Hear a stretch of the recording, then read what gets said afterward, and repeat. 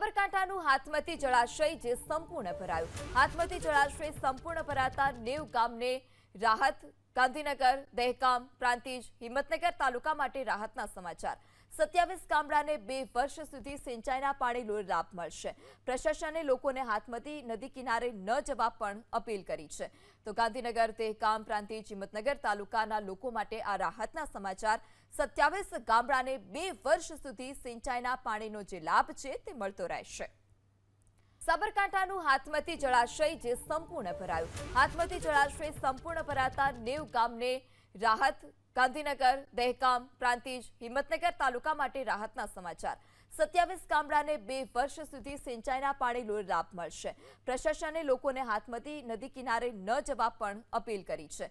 તો ગાંધીનગર, દહેગામ, પ્રાંતિજ, હિંમતનગર તાલુકાના લોકો માટે આ રાહતના સમાચાર।